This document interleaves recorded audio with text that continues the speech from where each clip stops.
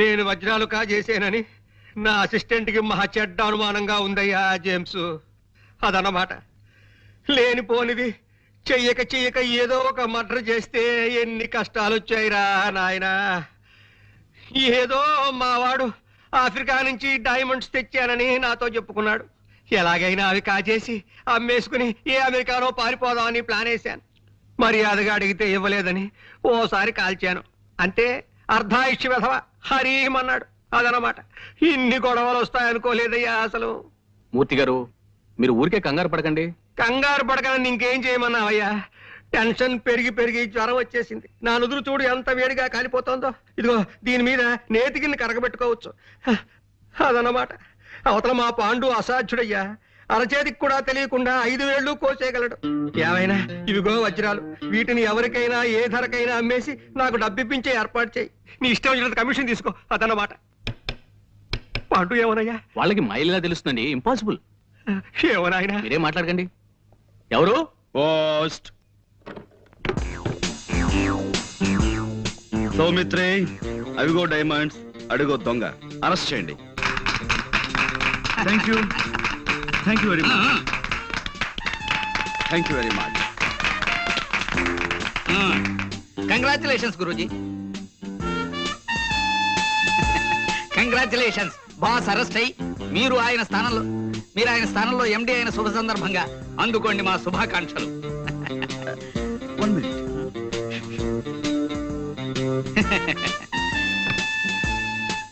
A Panduranga Rao, managing director. Thank you very much.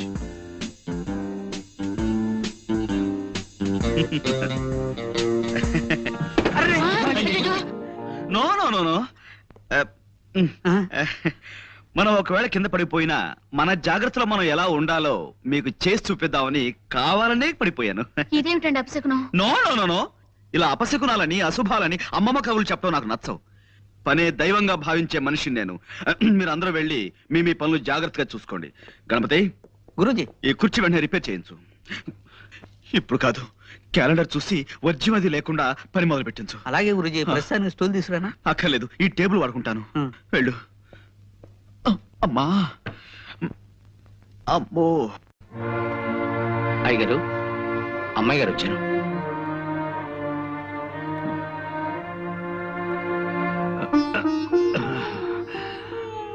కూర్చోమ్మా. నేను మళ్ళీ మామూలు మనిషిని అవుతానన్న నమ్మకం రాను రాను సన్నగిలిపోతుందమ్మా. ఊరుకోండానా, 4 రోజుల్లో మళ్ళీ మీ నవ్వుతూ తిరగలరని డాక్టర్ గారు చెప్పారు కదా. మీ డాక్టర్లు అలాగే చెప్తారమ్మా. నా పరిస్థితి నాకు తెలుస్తుంది కదా. ఇంత బతికి చివరికి తలకొరివి పెట్టే దిక్కు లేకుండా వెళ్ళిపోతానేమోనని భయంగా ఉంది. నీ పెళ్ళన్నా అయి ఉంటే అల్లుడే కొడుకై ఉండేవాడు. దయచేసి ఇప్పుడు పెళ్లి గురించి ఆలోచించకండి నాన్న. లేదమ్మా, ఆలోచించటం లేదు. ఇప్పుడు నా ఆలోచన అంతా ఆ చంటబ్బాయిని గురించి. చంటబ్బాయా? అతనెవరు? మీ అన్నయ్య. అతను ఎక్కడున్నా ఇక్కడికి రప్పించాలని, అతనే నా చితికి నిప్పంటించాలని నాకు అనిపిస్తోందమ్మా. అన్నయ్య అంటున్నానా? ఏమిటి మీరు మాట్లాడేది?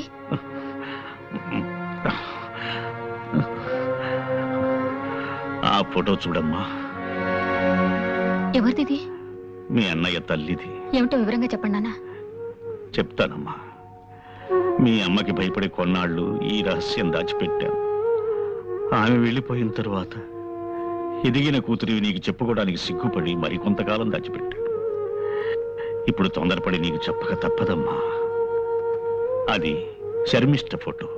నేను విజయనగరంలో పెదనాన్నగారింట్లో ఉంటూ బిఏ చదువుతున్న రోజుల్లో తనతో నాకు పరిచయం అయింది.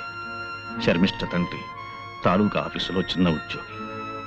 ఆ పరిచయం పెద్దదయింది. ప్రేమగా మొగ్గ తొడిగింది. పెళ్లి చేసుకుంటామన్న నమ్మకంతో ఇద్దరం శారీరకంగా కూడా దగ్గరయ్యాం. మా పెదనాన్నగారికి ఆ విషయం తెలిసి నన్ను విజయనగరం నుంచి మా ఊరు పంపించేశారు. మా అమ్మ ఉరి పొజు చస్తానని బెదిరించి నన్ను అశక్తుణ్ణి చేసి నా చేత మీ అమ్మ మెడలో శాస్త్రోక్తంగా 3 ముళ్ళు వేయించింది. పెళ్లిగాకనే నేను వెనక్కి వెళ్ళి శర్మిష్ఠకి ఆ వార్త చెప్పాను. శర్మిష్ఠ బాధపడి కుమిలి కుమిలి ఏడ్చింది. శర్మిష్ఠ ఆ ఊళ్ళోనే ఉండే రామకోటి అనే నా చిన్ననాటి స్నేహితునికి అప్పగించి వాడికి కొంత డబ్బిచ్చి తిరిగి వచ్చాను. కొంతకాలానికి శర్మిష్ఠ మగబిడ్డని ప్రసవించిందన్న ఉత్తరం వచ్చింది. ఆ ఉత్తరం చదివిన మీ అమ్మ మండిపడింది. ఇక శర్మిష్ఠతో ఉత్తర ప్రత్యుత్తరాలు జరిపితే తను ఆత్మహత్య చేసుకుంటానంది. శర్మిష్ఠ, రామకోటి ఆ తరువాత రాసిన ఉత్తరాల్లో చాలా వరకు తను నాకు చేరనివ్వలేదు. 5-6 ఏళ్ల తర్వాత నేను వ్యాపారం పని మీద మెడ్రాసు వెడుతున్నానని చెప్పి విజయనగరం వెళ్ళాను. రామకోటి గాని శర్మిష్ఠ గాని ఎవ్వరూ నాకు కనిపించలేదు. ఎప్పుడూ ఆ ఊరుదులు వెళ్ళిపోయారని తెలిసి వెనక్కి తిరిగి వచ్చేశాను. ఆ తరువాత చేతిలో డబ్బు లేని హీన స్థితిలో బిడ్డని ఒంటరిగా వదిలిపెట్టి శర్మిష్ఠ చచ్చిపోయిందని ఎవరో చెప్పగా విన్నాను. నా బిడ్డని శర్మిష్ఠ చంటెబ్బాయని ముద్దుగా పిలుచుకునేదని మాత్రమే నాకు తెలుసు. ఇంతవరకు నేను వాణ్ణి చూడనే లేదు. ఇప్పుడు ఈ అవసాన దశలో వాణ్ణి ఒక్కసారి చూడాలనిపిస్తోందమ్మా. నిశ్చలా ఊరుకో. పేషెంట్ల బాధలు తీర్చాలి గాని డాక్టర్లే ఇలా బాధపడకూడదు. ప్లీజ్ ఊరుకోవు. ఆ? చూడు, పొద్దున ఒక చిన్న తమాషా జరిగింది. టెలిఫోన్ క్లీన్ చేయడానికి ఓ ఇంటికి వెళ్ళానా, అక్కడ ఒక ఆయన ఇలా ఉన్నాడు. నాకు భయం వేసిపోయింది అనుకో. ఏమిటమ్మా, ఏం కావాలి అన్నాడు. నేను ఒక్కటే పరుగు. నాన్నగారు బాధ చూస్తుంటే నాకు భయంగా ఉంది. ఇప్పుడు ఆ జంట పైన ఎలా వెతికి పట్టుకోవడం? ఇంత ప్రపంచంలో ఎక్కడున్నాడో, ఏం చేస్తున్నాడో, అసలున్నాడో లేడో. Don't be silly. ఇప్పుడు నీ ప్రాబ్లం ఏమిటి? ఆ చంటబ్బాయిని వెతికి తేవాలి, అంతేనా? ఇటువంటి కేసుల్ని మా జేమ్స్ బాండ్ గారు ఇట్టే తెలిచేస్తారు తెలుసా? ఎవరు? James bond. జేమ్స్ బాండ్ ఆ కేసులోంచి నన్ను బయటపడేలేదు. ఆయన గొప్ప తెలివితేటలు ఉన్న మనుషులే. బీచ్ లో గుండు సూదు పారేసి వెతికితమ్మన్నా అరగంటలో తెచ్చేస్తారు. ఓసారి ఆయన దగ్గరికి వెళ్దామా? అసలు ఆయన ఇలాంటి కేసులు ఒప్పుకుంటారో లేదో. తప్పకుండా ఒప్పుకుంటాను. కాకపోతే యాజ్ యు నో మేము ఎక్కువ కష్టపడతాం, ఎక్కువ ఫీజు తీసుకుంటాం. మీరెంత ఫీజు అడిగినా ఇస్తామండి. కానీ మా అన్నయ్య చంటి అబ్బాయి దొరుకుతాడు, ఆ గ్యారంటీ నాది. ఇలాగే తప్పిపోయిన కుర్రోడ్ కేసు ఒకటి 1984 లో అనుకుంటాను మేము డీల్ చేసాం. ఆ కుర్రాడు ఇంతవరకు దొరకలేదు కదా గురూజీ. ఆ, దొరికాడు. ఇప్పుడు అతను ఇంట్లో హాయిగా ఉంటున్నాడు. ఇలా నీకు తెలియని విషయాల్లో మాత్రం వేలు పెట్టకు. ఆ? వెళ్ళి ఆ గదిలో ఫోన్ తీసుకో. వెళ్ళు. అలాగే. బెల్. Well, yes. చంటబ్బాయి పిన్ని గారు ఒక ఆవిడ దుబాయ్లో ఉన్నారట. ఆవిడ అడ్రస్ కూడా వీళ్ళ దగ్గర సరైంది లేదు. ఆవిడ పేరేమన్నారు? బాల. ఆ? బాల. బాల. B-A-L-A.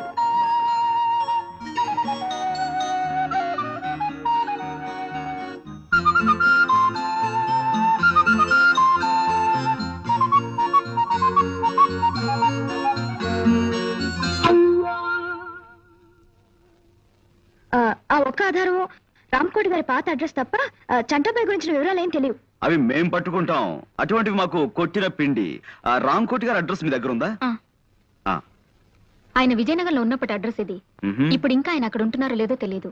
డోంట్ వరీ, రేపే విజయనగరం బయలుదేరతాం, వివరాలు సేకరిస్తాం.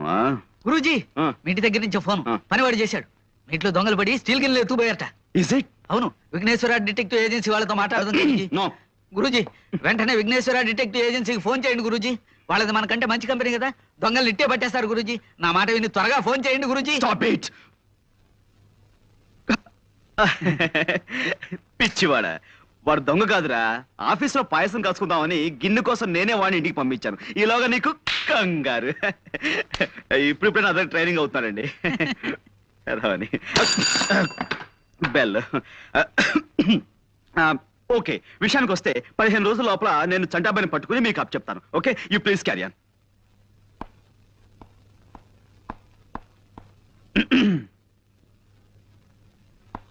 వస్తానండి. అలాగే. నాన్నగారు ఆరోగ్యం దృష్ట్యా వీలైనంత త్వరగా ఈ పని పూర్తయ్యేలా చూడండి. Sure sure. మ్. మీరు బయలుదేరండి.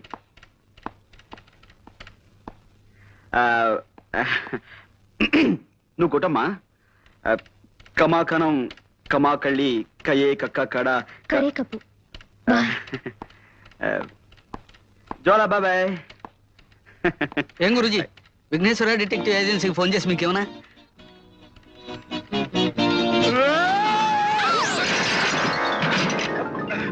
విజయనగరం వెళ్ళడానికి బస్సు ఎక్కకుండా ఈ లారీల వేటేమిటి గురూజీ? మూర్ఖ, అదేరా నీకు నాకు తేడా. బస్ స్టాండ్కి వెళ్ళడం, బస్ కోసం వెయిట్ చేయడం, ఇదంతా టైం వేస్ట్ కదా. మనదంతా షార్ట్ కట్. ముందు లారీ ఆపు.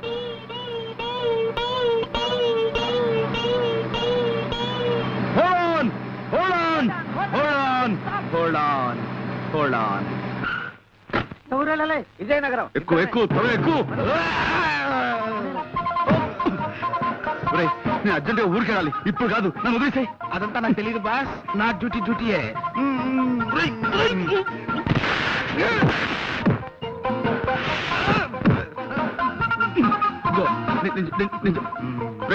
నన్ను వదిలేరా బాబు.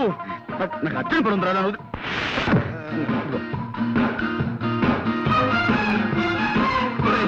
నేను అజాగ్రత్తగా ఉన్నప్పుడు హెచ్చరించడానికి మీద పడమన్నాను, కానీ ఇలా అర్జెంట్ పని మీద ఉన్నప్పుడు కాదురా. నాకు చాలా అర్జెంట్ పని ఉంది, వదులు. నాకు చాలా అర్జెంట్ పని ఉంది. జీతం తీసుకున్నాక డ్యూటీయే.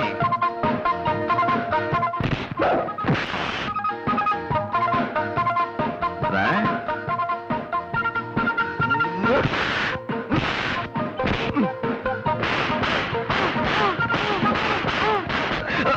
అబ్బు, వదులు వదులు. వదలరా. నిన్నే. వదులు. అమ్మా. వదులు వదులు.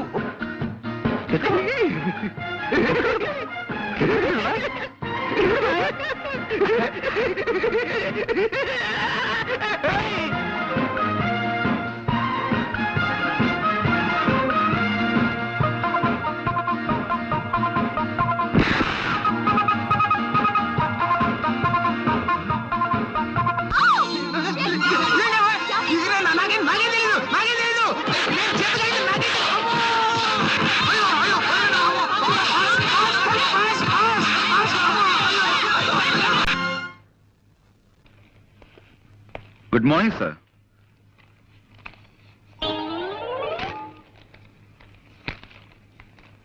సార్. ఎవరు? అక్కడక్కడ నమస్కారం అండి. మేము వైజాగ్ నుంచి వస్తున్నామండి. గంగాధరం గారు వాళ్ళ అమ్మాయి నిశ్చల నన్ను పంపించారు. మీ అడ్రస్ వెతికి పట్టినసరికి నా తలప్రాణం తోక్కొచ్చింది. గంగాధరం గారు నాకు అన్ని విషయాలు వివరంగా చెప్పారు. రాంకోటి గారు అంటే మీరే కదండి? వినిపించలేదా? నా తండ్రి, ఆ మాట ముందే చెప్పొచ్చుగా. నేను విశాఖపట్నం నుంచి వస్తున్నాను. గంగాధరం గారు నన్ను పంపించారు. రాంకోటి గారు అంటే మీరే కదా? అంత గట్టిగా అరుస్తారు ఎందుకు? నాకేం చెవుడనే? రాముల వారి గుడే కదా మీకు కావాల్సింది. తిన్నగా అడగరాదు. సీతా స్వయంవరం నుంచి శ్రీరామ పట్టాభిషేకం దాకా కథ మొత్తం చెప్పి మరీ గుడి గురించి అడగాల. ఆ పక్కనే ఉంది, వెళ్ళిరండి. ఆ పేపర్ ఇలా ఇవ్వండి. చూడు నాయనా, ఇలాంటి బట్టలు వేసుకుని ఎప్పుడు గుడికి వెళ్ళకు. కాస్త మంచి బట్టలు వేసుకు వెళ్ళు. చూడండి, మేము అడిగేది రాముల వారి గుడి గురించి కాదండి బాబు, రాంకోటి గారి గురించి. అమ్మో, మీలో మీరు గొనుక్కుంటారెందుకు? కాస్త వినపడేటట్టు చెప్పొచ్చు కదా. ఇలా చావగొడుతున్నారేంటండి బాబు? కాసేపు గట్టిగా మాట్లాడేమంటారా? కాసేపు మెల్లగా గొడుగుతున్నామంటారా? ఇంకెలా మాట్లాడమండి? మాకు వచ్చేది ఒకటైపోతావా? ఎవరినైనా ఆయనకే వినిపించదు. ఎందుకలా అరుస్తారు కంఠశోష? సమయానికి వచ్చి మమ్మల్ని కాపాడేవు తల్లి, చాలా థ్యాంక్స్. రాంకోటి గారు అంటే వీరే కదండి? కాదు బాబు, మరి వీరి పేరేమిటి? వారి పేరు నేనేలా చెప్పను బాబు. ఈ వయసులో మీకు సిగ్గే ఉంటమ్మా. ఏమిటో ఈ ఇంట్లో ఒక్కొక్కరు ఒక్కో టైప్ లో బాధ పెడుతున్నారు. చూడమ్మా, మాకు చాలా అత్యవసరం. రాంకోటి గారు పోనీ పోనీ ఈయన పేరేమిటో చెప్తారా? వారి పేరు కృష్ణమూర్తి గారు. కృష్ణమూర్తి. చూడమ్మా, 25 ఏళ్ల క్రితం రాంకోటి గారిని ఈ ఇంట్లో అద్దుకుండేవారు. ఇప్పుడు ఆయన ఎక్కడున్నారో చెప్తారా? తెలీదు బాబు. మీరు ఈ ఇంట్లోకి కొత్తగా అద్దుకొచ్చారా? మా కొంపలో మలేరియా జ్వరాలు ఎవరికీ లేవు. మీరేం సూది మంది పక్కర్లేదు. వెళ్ళండి. ఏమండి, మీరు ఊరుకోండి. ఇది మా సొంత ఇల్లు నాయనా. 10 ఏళ్ల క్రితం కొన్నాం. అంతకు ముందు ఇంట్లో ఎవరుండేవారో మాకు తెలియదు. పోనీ మీరు ఎవరి దగ్గర కొన్నారో అదేనా చెప్పగలరా? మా ఇంట్లో అద్దెకిచ్చే వాటాలేం లేవు. వెళ్ళండి. ఏమండి, అబ్బాబ్బా మీరు ఊరుకోండి. పేరేశం గారని ఆయన దగ్గర కొన్నావు నాయనా. ఈ ఇల్లు మాకు అమ్మేసి ఆయన విశాఖపట్నం వెళ్ళిపోయారు. చంపేశారండి బాబు. ఇప్పుడు విశాఖపట్నం నుంచి వస్తున్నామండి. ఆ ఊళ్ళో ఆయన ఎక్కడ ఉంటారో చెప్పగలరా? ఇన్సూరెన్స్ వాళ్ళ వీళ్ళు. నే కట్టను. అయ్యో అయ్యో అయ్యో, అదేంటైనా కాళ్ళ మీద అబ్బే, మీరు ఊరుకోండి. ఏదో పసివాడు ఆశీస్ అందుకుంటున్నాడు. మీరు అడ్రస్ చెప్పండి.